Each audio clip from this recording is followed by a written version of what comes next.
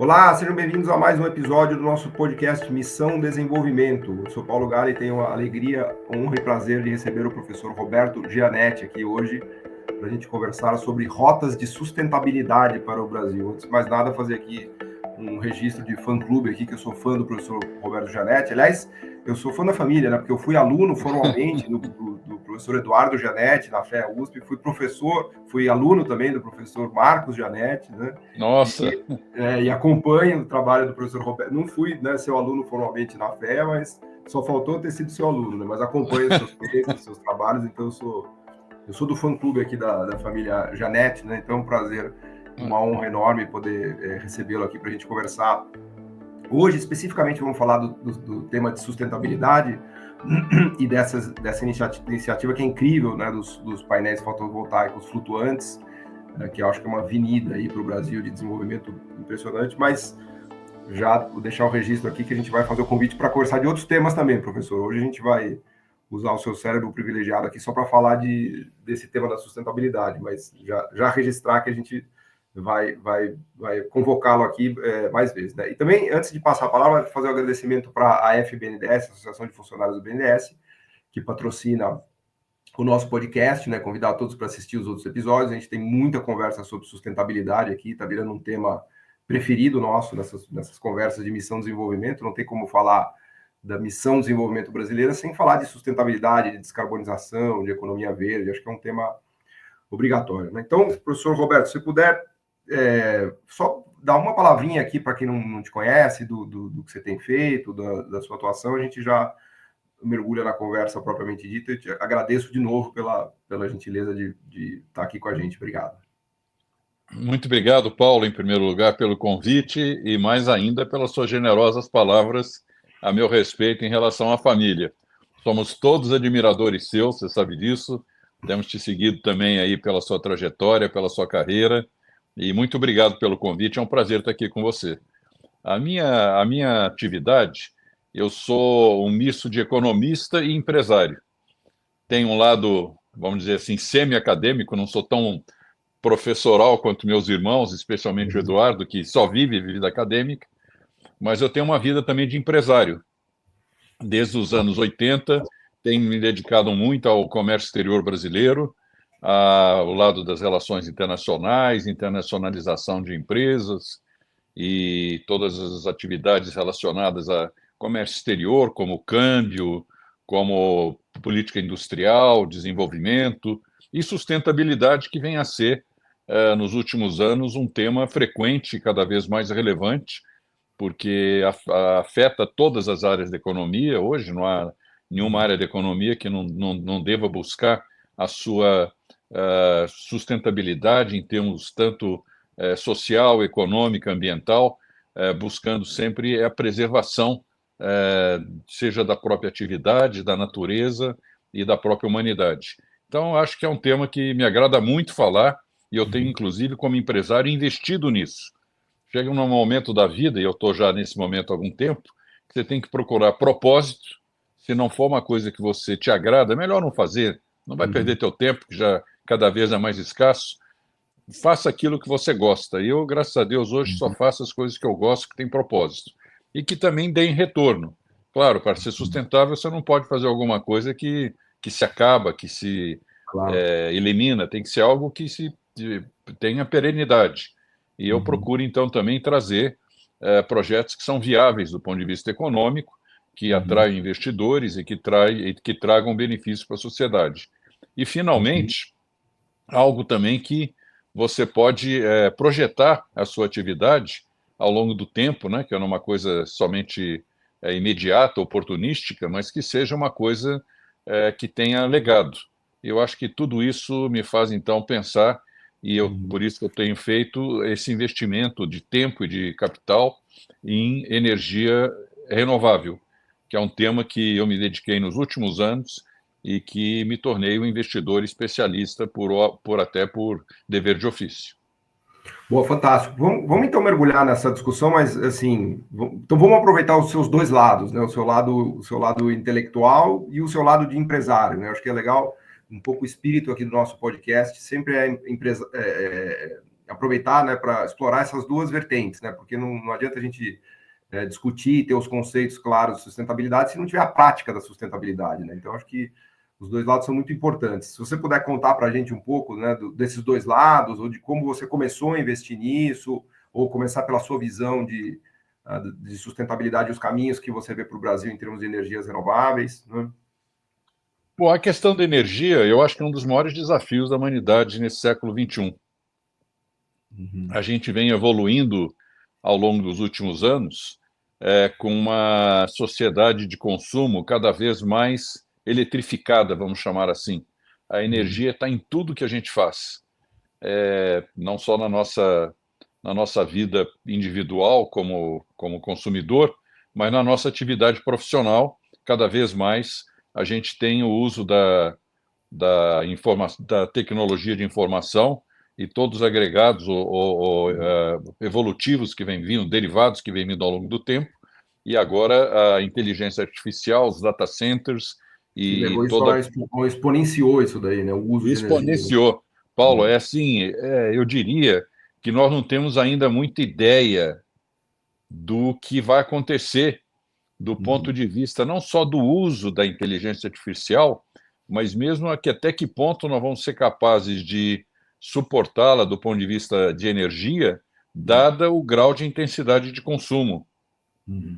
Só para te dar um exemplo, que as pessoas às vezes não percebem, um e-mail com 100 caracteres, que não é um e-mail muito grande, equivale a deixar 4 luzes de LED ligadas durante 1 hora. Para você fazer um e-mail desse e mandar. Para fazer ideia. Isso a gente faz quantos e-mails por dia? Centenas. Dezenas, centenas. Infelizmente, centenas. Né? E na hora que você fala de um data center que vai armazenar bilhões de memórias, de arquivos de bancos, de instituições públicas, por exemplo, por exemplo, um arquivo do INSS, que está tão em voga aí. São bilhões de informações. Isso tudo tem uma demanda de energia exponencial, como você falou, porque cresce assim de uma maneira vertical. E nós estamos falando assim, tem um hub de data center hoje exige 30, 40, 50, 100 mega de capacidade da noite para o dia. E energia firme, se possível renovável. Então são desafios muito grandes que a humanidade está fazendo, está experimentando, e que vão demandar muitos investimentos e muita tecnologia nova, e muita inovação. Você tem que, para fazer os data centers, você tem que procurar quatro situações, características que determinam a localização desses data centers. Primeiro, segurança física, jurídica e operacional. É quase que tem um valor estratégico, um data center. É quase um cofre, né? Um cofre aquilo, não pode ser... Segundo, você tem que ter água e energia abundante. Mas abundante mesmo, que você não pode falhar, tem que estar ali funcionando 24 horas por dia. E quando eu falo água também, porque o sistema de refrigeração é robusto, é algo que tem que ter muita disponibilidade. Depois você tem que ter uma mão de obra qualificada. Não é trabalho intensivo, mas é trabalho altamente qualificado. Então você tem que ter pessoas morando no redor, disponíveis, né, nos rodízios de 24 horas, etc. e tal.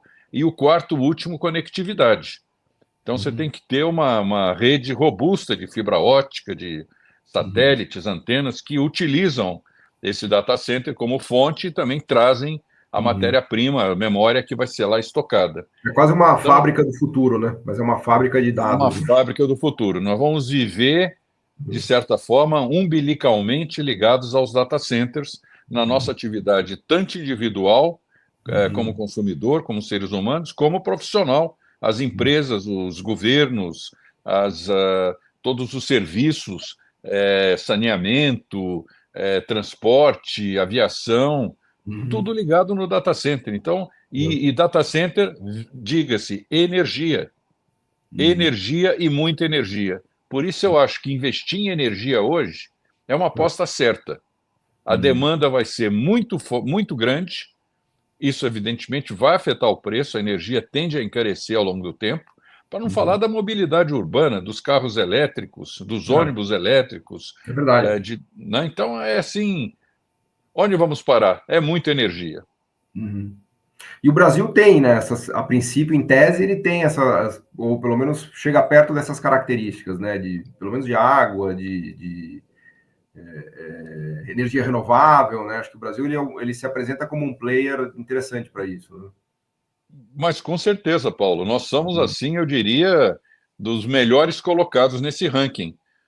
Talvez a gente perca um pouco, a gente não tem investimento tão forte nessa área de inovação tecnológica, isso é uma falha da nossa estrutura, mas nós temos uma razoável qualidade de mão de obra, temos muitos bons profissionais, talvez venham a faltar, temos que pensar em qualificar mais gente, mas os outros todos, a conectividade, a abundância de energia renovável e água, temos que continuar investindo, mas temos aqui um potencial enorme, né? Segurança jurídica, segurança física e segurança operacional, eu acho que há que se observar. Segurança jurídica, às vezes as regras mudam de forma um pouco aleatória e um pouco... Dá um pouco de medo, né? Dá um pouco de medo. Haja visto aí medidas, às vezes uma canetada da noite para o dia aumenta o imposto, cria uma situação nova e tal. O IOF, né? Coisas do Isso. tipo. Então, temos que melhorar em segurança jurídica. É talvez um ponto que eu chamo a atenção. Eu queria explorar, professor, uma área que você tem muita experiência, que é a parte de energia renovável, fotovoltaica e flutuante, né? Que agora entrando, inclusive, numa atividade empresarial, né, que você tem investido, que me chamou muito a atenção, né, quando você me mandou, né, o que tem sido feito no mundo, no Brasil, e os investimentos que você tem liderado aqui. Eu fiquei impressionado com isso, né, porque ela é quase que duplamente sustentável, né, porque ela é fotovoltaica, usa áreas de mananciais, de água, né, então conta para a gente um pouco disso, assim, para quem nunca ouviu falar, né, qual é a tecnologia, qual é a ideia, porque eu acho que é um vetor incrível esse. Veja só, Paulo, há muito tempo que a gente tem a intuição, a sensação de que a energia solar viria a ser, e eu estou falando aí do final do século XX, a gente já tinha a intuição de que a energia solar viria a ser a energia do futuro. Só que ela ainda era cara. A tecnologia não estava ainda disponível, avançada, para nos permitir ter uma energia renovável e competitiva.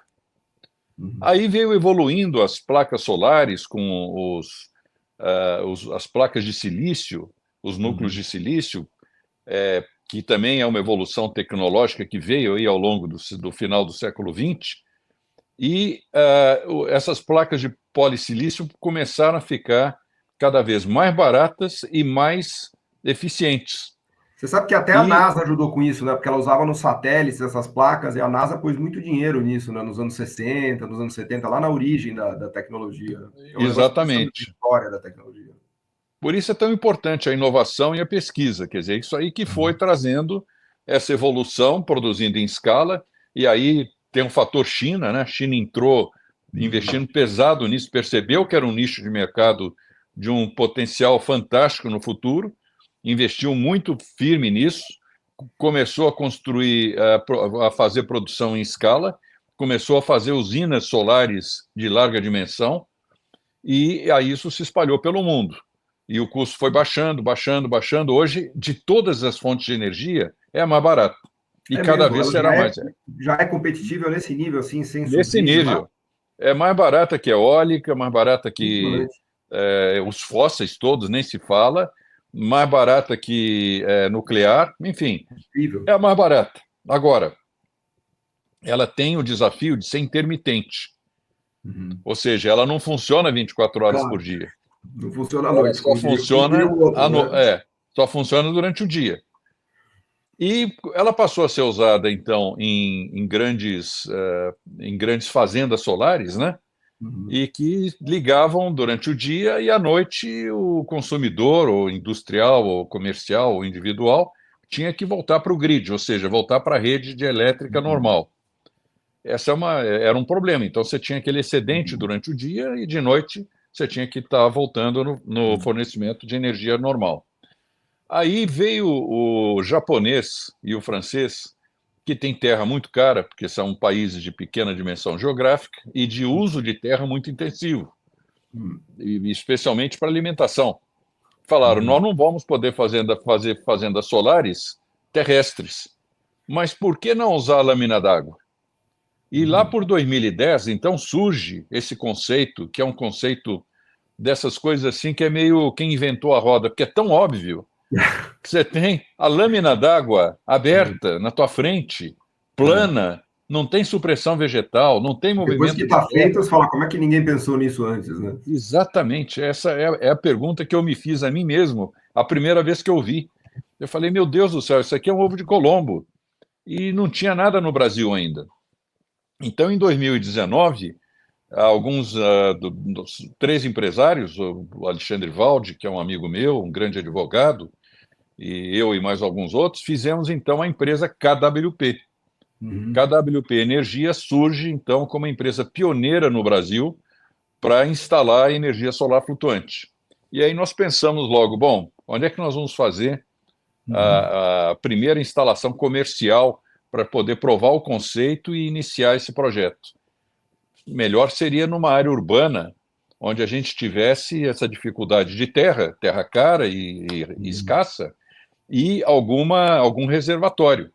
Bom, São Paulo cai como uma luva, porque nós temos aqui a represa Billings, que é uma concessão para a empresa EMAI, que era até pouco tempo atrás estatal, e foi privatizada. Então, nós ganhamos a primeira licitação lá da EMAI em 2020, já no início da pandemia, instalamos a planta piloto.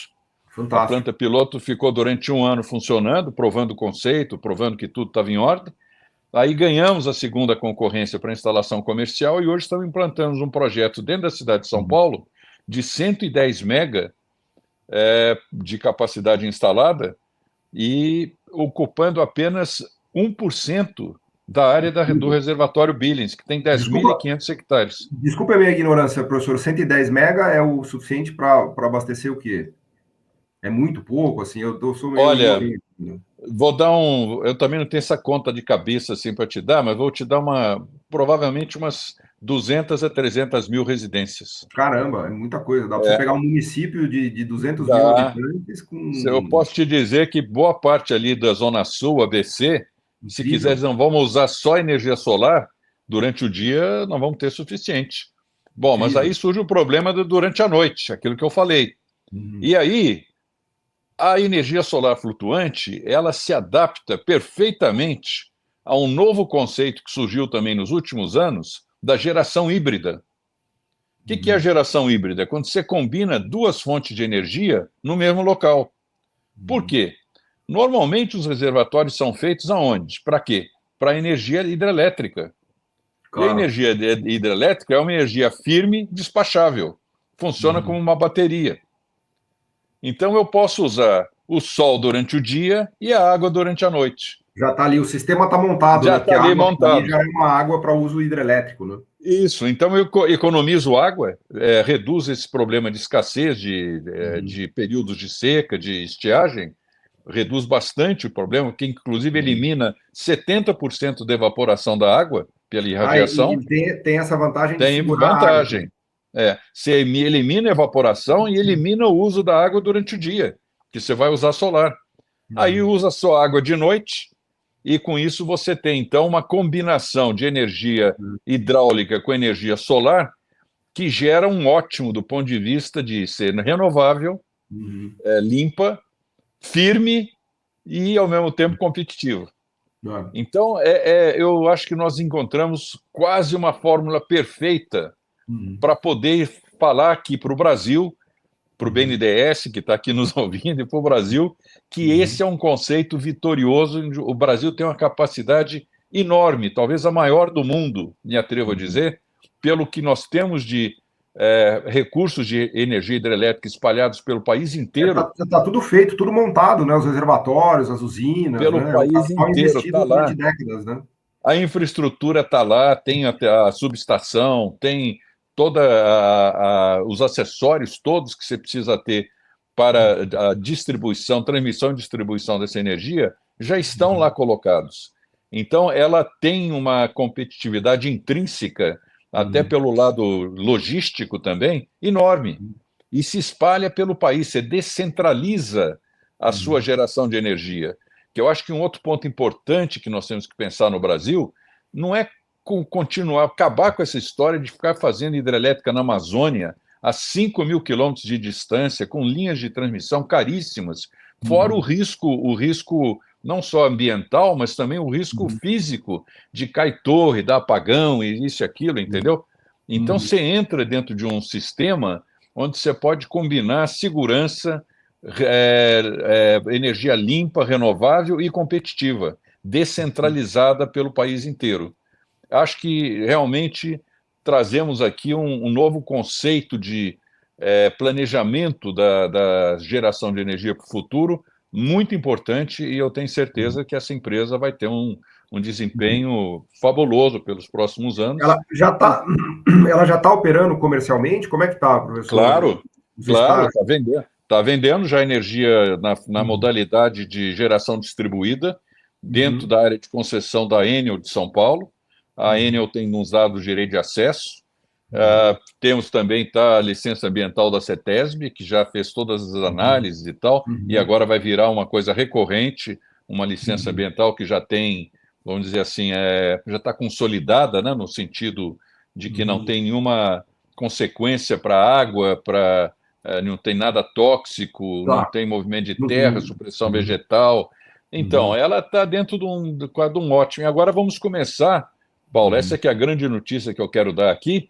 Nós já estamos fazendo agora a instalação na reservatório de Itaipu. Maravilhoso.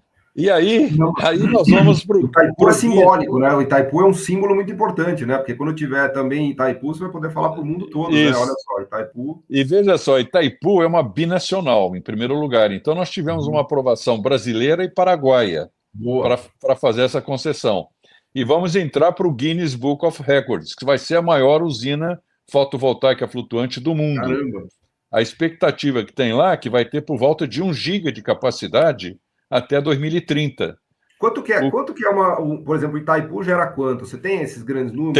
Tenho. E Itaipu tem uma geração hidrelétrica nominal de 14 giga. Tá, poxa, mas já é 14 avos de Itaipu, é muita coisa, né? Mas na hora que eu falo 1 giga, é assim um primeiro salto adicional, que você não precisa toda a energia de uma vez. Eventualmente chega em 14 gigas.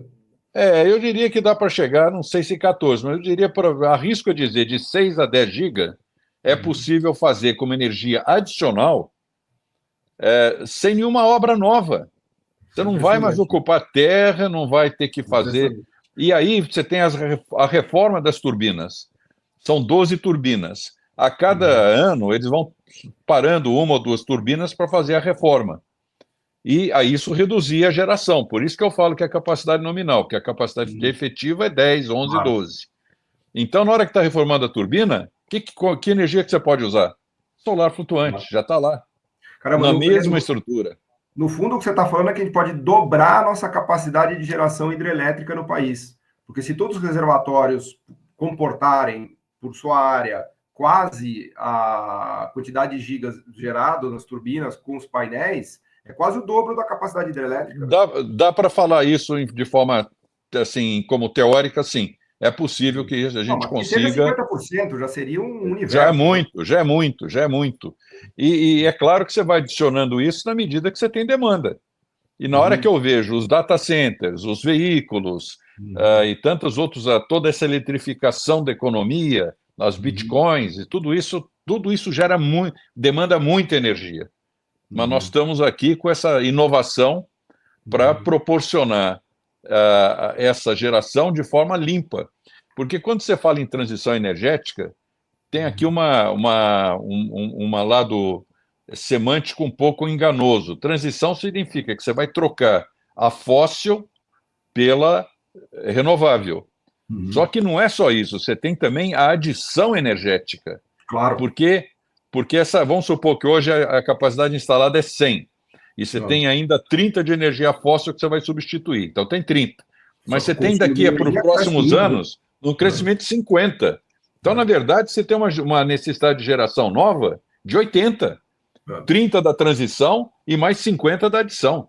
Então é transição e adição energética. Você tem que ter os dois conceitos para poder olhar para um período que energia você tem que olhar de médio e longo prazo, não vai olhar ano que vem. Ano que vem já está dado. Você tem que olhar de 5 a 10 anos para frente. Tem que ter visão estratégica, planejamento. São investimentos grandes, pesados, né, que demandam tempo. E que demandam tempo, você não faz da noite para o dia. Aliás, o que faz mais rápido, volto a dizer isso, a que faz mais rápido, precisa energia para 2028. Só tem uma solução, sabe qual é? Solar. Você não consegue construir uma hidrelétrica de 2025 a 28. Impossível. Eólica pode conseguir também. Mas a eólica ela é mais dependente do vento, porque é uma demanda mais difícil. Mais localizada, é mais localizada. Quer dizer, o sol, você tem maior ou menor intensidade, você tem pelo país inteiro. Vamos dizer que faz mais sol do que venta em todos os lugares do Brasil. Você sabe que tem até tem uma frase que circula muito aí no mercado, você talvez já tenha ouvido, que diz o seguinte, que o pior lugar de sol no Brasil é melhor que o melhor lugar de sol da Alemanha. Entendeu? Isso eu não tinha ouvido, mas dá para sentir na pele. Para quem viaja para a Europa, ter essa ideia. Dá para sentir na pele até porque a gente fica bronzeado, né? Quer dizer, nós não somos tão brancos quanto os arianos, os alemães e aqueles povos nórdicos todos. E aqui a gente tem sol o ano inteiro.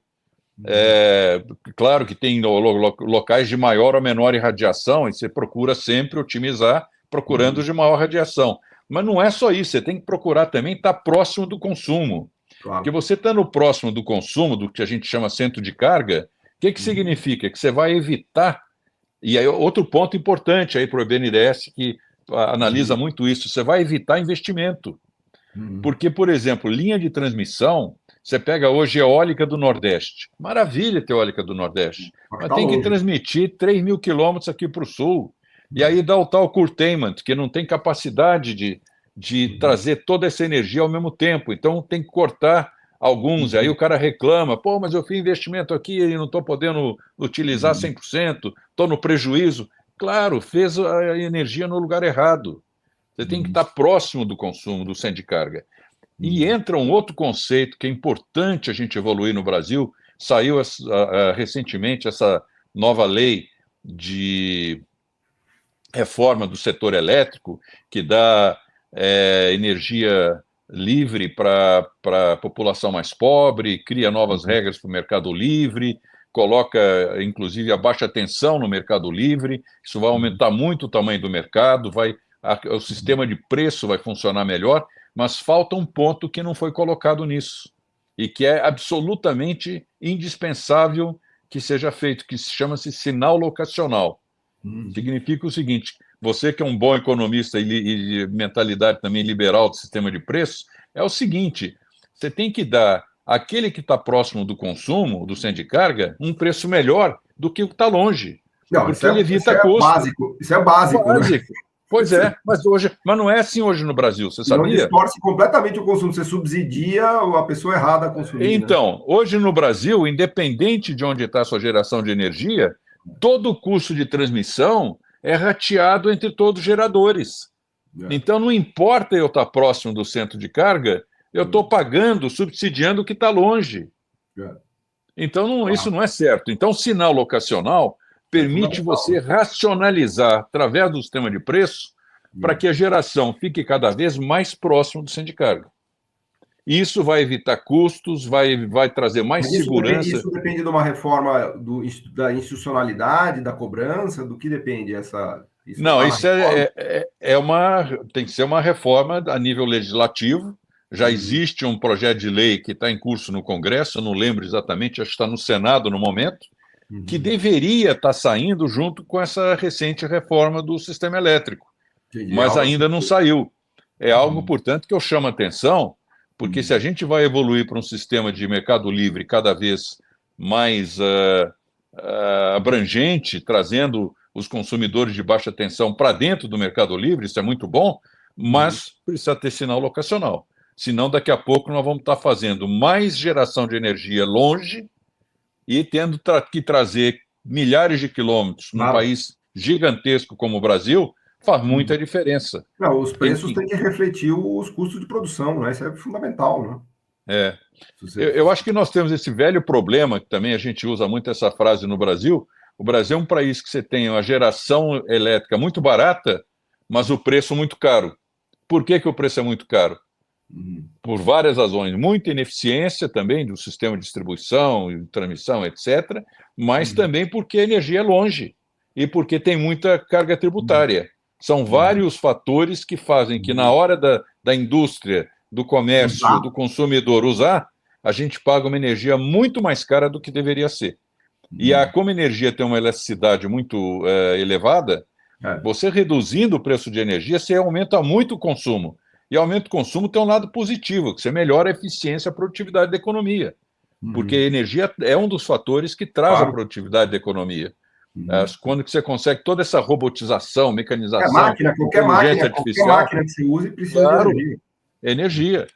Você trazendo energia mais barata, você fica mais competitivo na produção final dos seus bens intermediários e finais, automóveis, eletrodomésticos, alumínio, aço, nem se fala, são eletrointensivos, tudo isso fica mais barato. Nós temos que reduzir o custo da energia, trazer maior competitividade sistêmica, permanente para a economia brasileira. É quase dizer que reduzir o custo da energia é aumentar o uso de máquinas, né? É quase isso, porque justamente eu...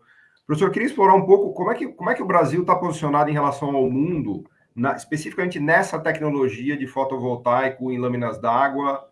Eu me lembro acho que você tinha me mandado exemplos de Japão.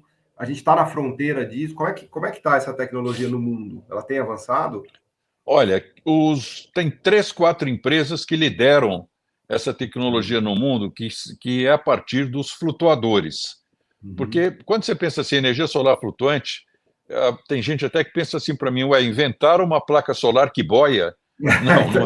Essa é uma pergunta que eu ia fazer. Como é que é exatamente isso? Né? Pois o flutuador é uma peça que tem que ter várias características. Ele tem que ter uma capacidade de suporte de toneladas de peso, ele tem que ter uma flexibilidade para trabalhar com a ondulação da água, ele tem que ter uma ancoragem que evite que ventos e movimentos de água venham a trincar ou até virar as placas fotovoltaicas, se der uma rajada de vento muito forte. O flutuador então, é um berço do negócio caro, né?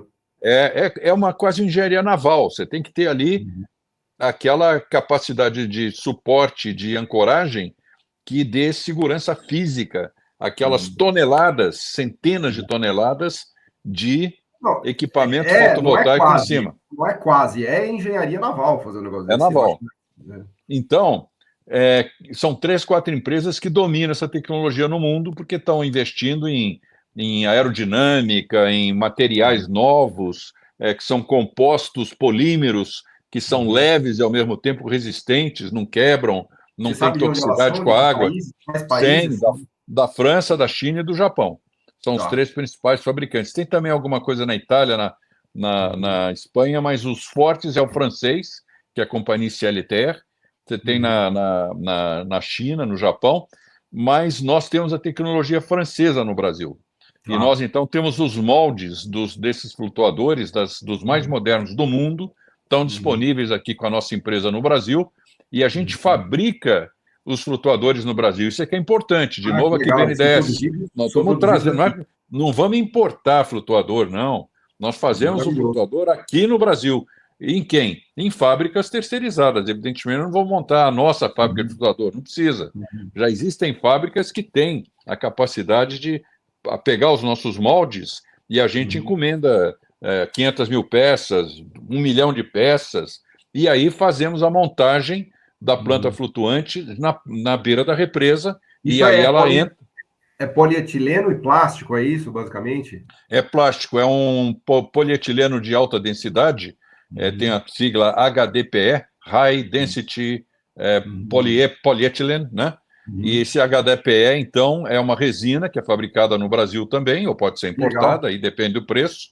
A gente, então, usa essa resina, junto com os moldes, faz o flutuador de plástico básico para fazer uma montagem, como se fosse um grande quebra-cabeça, ou um Lego que você vai montar gigante, que você monta na beira da represa, e aí você adapta as placas fotovoltaicas em cima, e como um navio, ele vai entrando dentro da água. E uma lancha vai puxando, 2 ou 3 lanchas vão puxando, e aí localizam ele dentro do reservatório, aí você vai lançar placas de concreto com cabos de aço, que amarram ele no fundo. Isso tudo já foi feito a simulação antes do evento, a simulação de qual é a profundidade, qual é o nível de tensão que tem que ter o cabo, qual é o tamanho da placa de concreto, que vai segurar e amarrar aquilo dentro do reservatório. Então não é uma coisa trivial, é uma empresa que tem hoje essa tecnologia e que, modéstia à parte, é talvez uma das mais eficientes do mundo hoje, porque nós aprendemos e treinamos nosso pessoal. Nossa equipe, por exemplo, hoje está na Índia, trocando informação lá com os hindus sobre essa tecnologia. Temos visitado China, Japão, França. Onde tem plantas dessas já rodando? Tem China, Índia, Japão, tem plantas? Já tem. Singapura, na Europa inteira. Na hora que você desce no aeroporto de Heathrow, ali tem um lago ali do Thames River Authority, já tem ali. Eu diria que já tem talvez uns 30, 40 países no mundo já tem essa tecnologia funcionando. Mas aqui no Brasil, começou nos últimos 4, 5 anos conosco, e nós agora estamos entrando numa fase de escalabilidade. Eu diria que a KWP é uma empresa que vai ter, provavelmente no futuro próximo, que abrir capital, fazer IPO, crescer, é esperar o momento, né? Essas coisas do setor financeiro, você sabe que não é quando você quer, é quando você pode, né? Queria uma coisa. Eu queria fazer amanhã, dá? Não dá, tem que esperar. Então nós vamos esperar a janela de oportunidade. Tem muita gente interessada em investir na nossa empresa.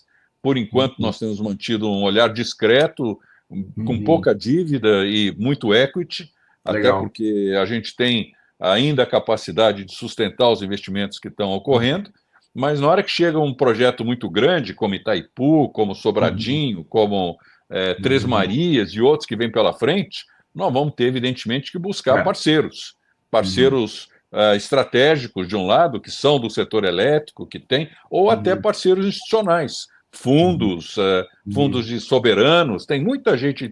Porque eu diria que tem muito dinheiro no mundo hoje, você sabe disso. O que falta é bons projetos. Exato. O que falta é bons projetos. E o nosso projeto, ele é assim, ele tem um apelo fantástico, porque ele é rentável, ele é sustentável, ele é até do ponto de vista, como é de estético, né? É admirável. Outro dia, um amigo meu estava indo na ponte aérea, de repente ele me manda a fotografia. Roberto, olha aqui a sua ilha solar flutuante lá na Billings. E o pessoal da ponte aérea tudo olha. O que é aquilo lá? Outro dia, quando teve também a corrida de Fórmula 1, o helicóptero passava ali em Interlagos, dizendo, estamos aqui na Fórmula 1, mas olha ali na Billings, tem uma ilha solar flutuante, que coisa magnífica. Quando foi inaugurado, foi um show. O governador Tarcísio esteve lá, fez um discurso maravilhoso, prefeito. E, por exemplo, agora tem a frota de ônibus elétricos de São Paulo. Precisa ter um centro de carregamento dos ônibus à noite. Imagina onde é que querem fazer o centro de carregamento. Na beira da Billings. Para quê? Para usar exatamente a nossa energia solar que está lá. Né? E aí vamos ter que ter baterias, né? Porque se é à noite, nós não vamos ter durante o dia. Ou eles vão carregar durante o dia, vão ter que ter bateria à noite. Esse é outro evento que vai acontecer, as baterias. Que, eu falei da hidrelétrica ser a bateria de água, que é maravilhoso, mas às vezes não tem. O caso da Billings, ela não é uma hidrelétrica. A Billings é um reservatório de água para consumo, porque ele serve a Sabesp. Como é que a gente pode ter ali, então, o conceito híbrido? Tem que ter com a bateria estática, que você instala, então, na beira da represa, acumula a energia gerada durante o dia, e aí, à noite, você liga para o consumo. Inclusive no horário de ponta, que é o horário que dá o pico de consumo, que é das 17 às 20 horas da noite, onde que o preço da energia é mais caro, você tendo ela disponível na bateria, você vai lá e fornece. Isso dá maior segurança ao sistema também. Essa tecnologia já existe, né? Essas baterias já estão por aí, imagina, os chineses, os asiáticos já fizeram.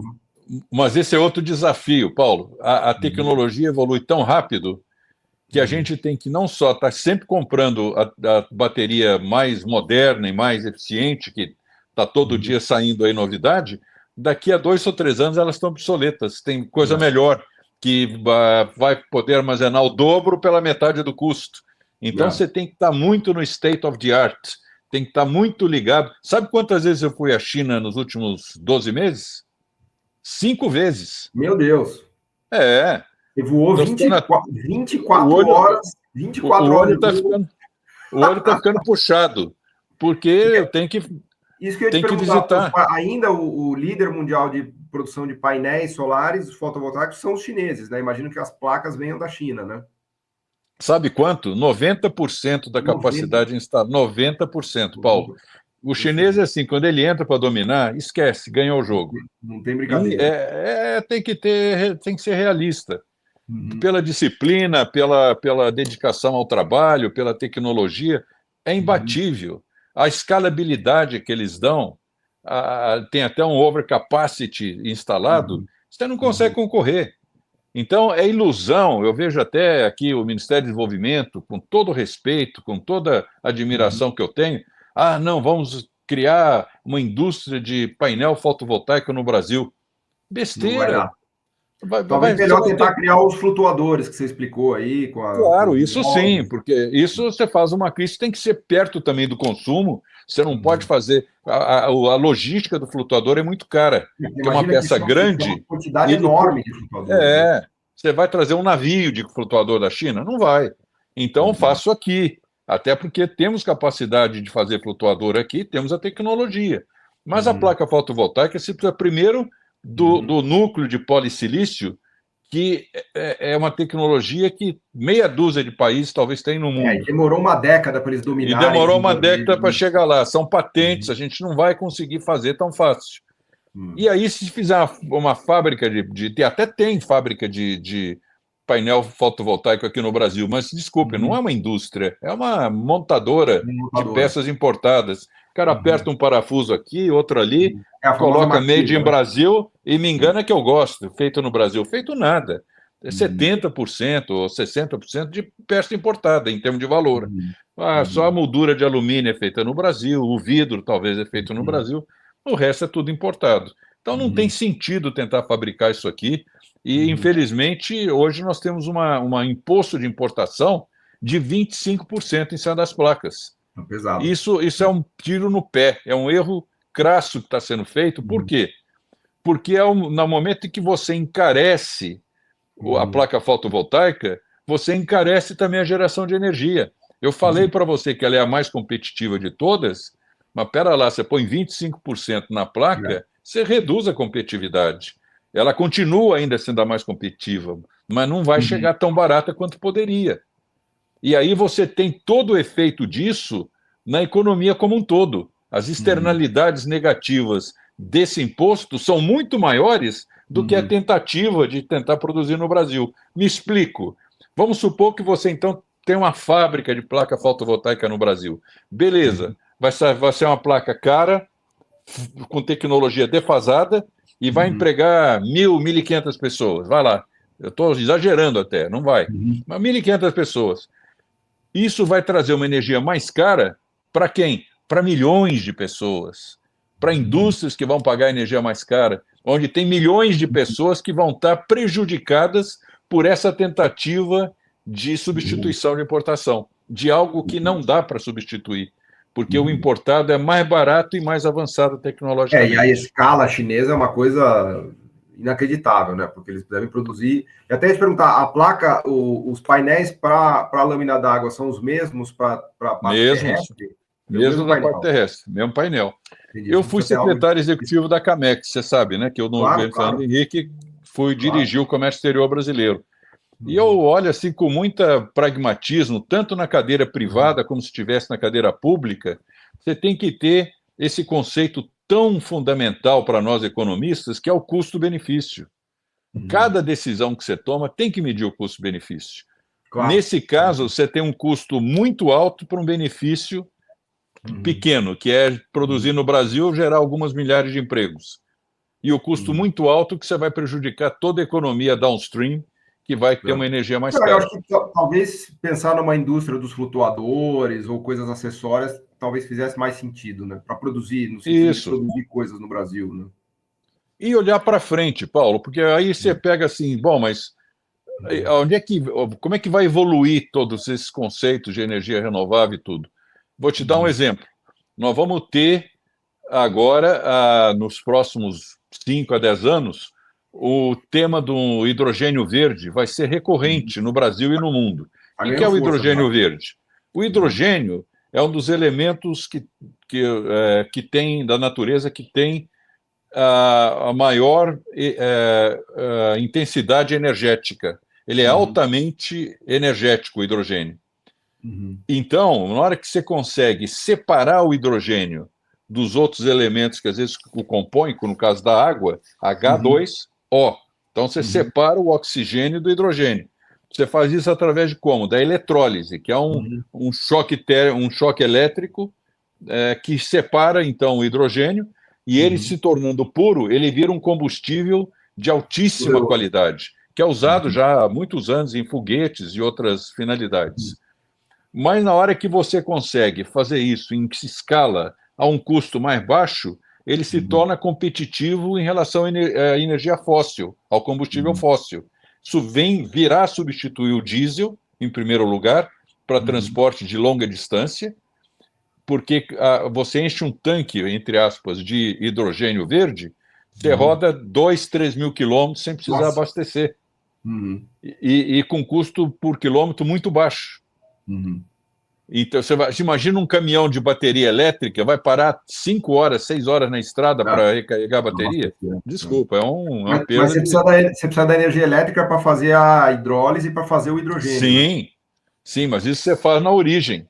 Ou até você pode fazer através uma outra solução brasileira que surge como um breakthrough diante de todo esse universo de tecnologias que estão surgindo, que é o hidrogênio a partir do etanol. Sabe qual é a fórmula do etanol? É H6, portanto, 6 moléculas de hidrogênio, C2 de carbono, O. Então, na hora que você faz aí, não a eletrólise, mas chama reforma do etanol, você vai através do esquentamento do etanol, você tem um processo de pressão e esquentamento do etanol, você separa as 6 moléculas de hidrogênio. Ele é o melhor carregador, o etanol é o melhor carregador de hidrogênio para próximo do consumo, porque hidrogênio tem uma logística difícil. Para transportar hidrogênio líquido, você precisa estar a menos de 200 graus de temperatura. É melhor transportar o etanol, é mais fácil transportar o etanol. Leva o etanol até o posto de serviço, faz a reforma num container, que esse equipamento de reforma já está sendo feito aqui na USP. É um projeto da FAPESP com a Shell, a Raízen e a Toyota. A Toyota então, que está envolvida, né? Está junto. Então, você faz a reforma do etanol no posto de serviço e já tem o hidrogênio para abastecer o veículo ali, no próprio local. Então, nós vamos assistir essa evolução que vai trazer oportunidades fantásticas. E aí sim o Brasil pode ser um pioneiro. Nesse caso do etanol para hidrogênio, é patente brasileira, inovação, invenção brasileira. Inclusive a máquina faz isso, a separação, o esquentamento, essas coisas. Isso. E o etanol de primeira e segunda geração, que é feito a partir também do bagaço de cana, também é uma patente brasileira. Nós somos o primeiro país do mundo de estar fazendo o etanol de baixo carbono, que tem menos do que 15 gramas de CO2 por megajoule, e que é o menor intensidade de carbono entre todos os combustíveis do mundo. Que é a Raízen, né? Vamos fazer a propaganda da Raízen. É importante ela ter investido milhões nisso, né? É um mérito do Rubens Ometo e de toda a equipe da Raízen ter acreditado nessa tecnologia e hoje está aí com as dificuldades que o mundo está tendo no setor financeiro, mas a empresa tem esse valor intangível na mão, que são as tecnologias de etanol de segunda geração e etanol para hidrogênio, que, a meu ver, daqui a alguns anos, olha que eu estou falando isso agora em 2025, né? Claro. Esse programa vai rodar aí muito tempo, daqui a pouco, 2026, vai até 2030, 2027. Se Deus quiser, vão estar assistindo a gente em 2030. Vai ter gente que vai estar nos vendo no futuro E vai dizer, olha, eles já tinham falado. E não é que esses caras, o Paulo e o Roberto, falaram naquela época que o etanol para hidrogênio ia prevalecer? Pois vocês vão ver. Eu quero estar lá para assistir. Eu estou já meio avançadinho de idade, mas quero estar lá para assistir. Nós vamos ver postos de serviços espalhados pelo Brasil inteiro, recebendo etanol, reformando etanol e servindo hidrogênio para os automóveis. Isso vai ser uma escala mundial, um projeto que iniciou no Brasil. Fantástico. Professor, está me dando uma agonia aqui, porque está acabando o nosso tempo e não deu para falar de tudo que eu queria, mas eu queria te deixar os últimos minutos aqui para falar Eu quero também deixar registrado aqui que a gente vai ver todos os reservatórios cobertos com lâminas de fotovoltaicas, né? Então, quem vai estar lá no futuro nos assistindo vai falar, caramba, que eles não só acertaram na previsão, como acertaram no investimento também, porque essa empresa vai ser uma empresa muito, muito valiosa, mas eu te deixo os minutos finais aqui para você falar um pouco mais sobre a empresa, sobre as rotas de expansão e para a gente concluir. Veja, eu acho assim, eu estou, apesar da idade, né? Eu não vou revelar a minha idade aqui só para não causar espanto, né? Mas eu estou com como fazer, uma energia juvenil, como se eu tivesse uns 20 anos de idade, Paulo, porque é um mundo novo que está começando, com tantas oportunidades, e eu quero fazer aqui, então, uma mensagem para os jovens. Apliquem a sua capacidade intelectual, a sua vontade de empreender nessas coisas que vão trazer uma melhor qualidade de vida para o futuro, que além de se melhorar do ponto de vista da qualidade de vida e do ambiente de negócios, ambiente de trabalho, ambiente de convivência, vocês vão estar fazendo negócios também lucrativos, porque na medida que a sociedade reconhece o benefício dessas tecnologias, evidentemente precifica isso, ela paga por isso. Então, eu acho que a gente está iniciando uma fase de rápida evolução tecnológica, como foi o final do século XIX, início do século XX, se inventou a energia elétrica, o telefone, o avião, o motor a combustão. Nós estamos vivendo essa época de grande evolução tecnológica. Então, para os jovens é um desafio. Invistam seu tempo nisso. Façam estudem, avaliem, pesquisem, entrem nesse mundo novo que está surgindo de energia renovável, porque tem um futuro brilhante pela frente e vocês levem esses empreendimentos para frente. Nós jogamos a semente, vocês vão colher as árvores. Boa. Fantástico, professor, fantástico.